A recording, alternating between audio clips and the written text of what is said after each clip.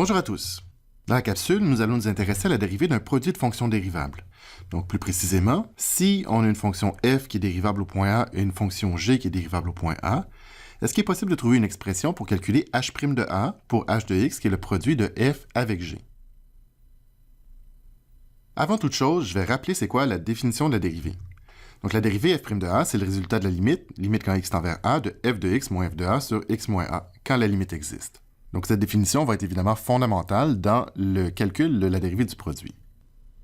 Donc étant donné que f et g sont des fonctions dérivables au point A, on sait que la limite quand x tend vers A de f de x moins f de A sur x moins A existe et est égale à f' de A, et on sait que la limite quand x tend vers A de g de x moins g de A sur x moins A existe et est égale à g' de A.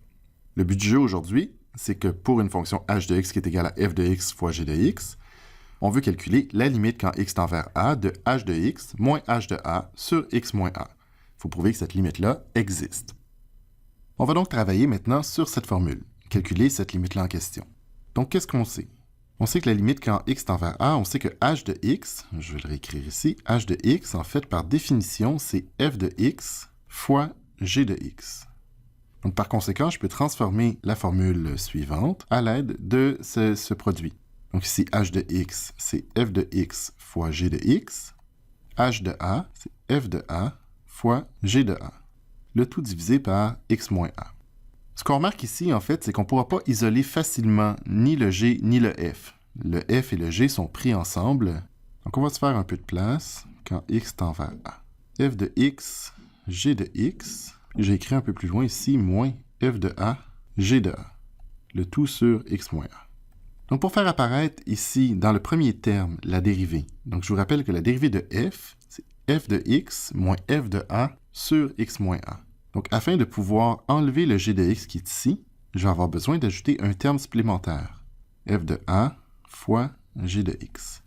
Pourquoi ce terme-ci est intéressant? Si je mets en évidence le facteur commun g de x là et là, je vais avoir un f de x moins f de a sur x moins a, la dérivée va apparaître.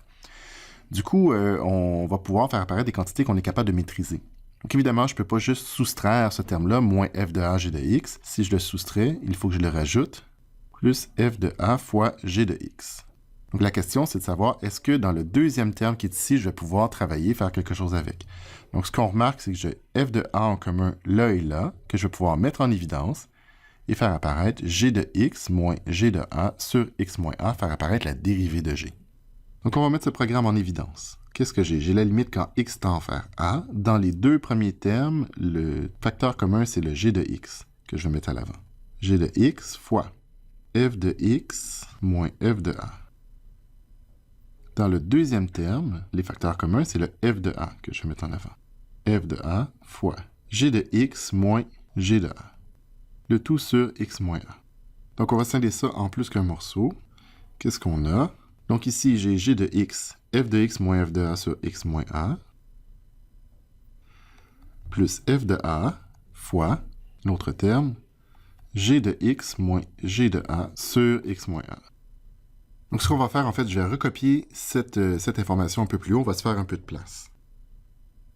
Quand x tend vers a, on se demande g de x tend vers quoi? Mais comme la fonction g est une fonction qui est dérivable, forcément c'est une fonction continue. Par conséquent, je peux remplacer à l'intérieur. Donc, la limite quand x tend vers a de g de x me donne g de a.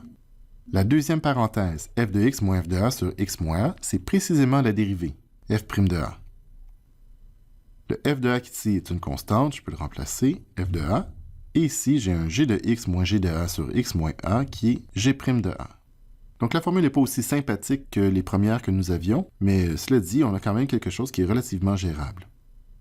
La formule qu'on a obtenue est donc la suivante. Donc, soit deux fonctions dérivables f et g, alors la dérivée du produit est égale à f' de x fois g de x plus f de x fois g' de x. Je vais illustrer maintenant l'utilisation de cette règle à l'aide d'un exemple. Je rappelle la règle, la dérivée de f de x fois g de x, c'est f' de x fois g de x plus g' de x fois f de x. Dans le cas actuel, donc vous remarquez que je vais avoir besoin de calculer f' de x et g' de x. Je vais le faire séparément. La dérivée f' de x de cette fonction, c'est la dérivée de x³ plus 3, c'est-à-dire 3x au carré. La dérivée de la fonction g,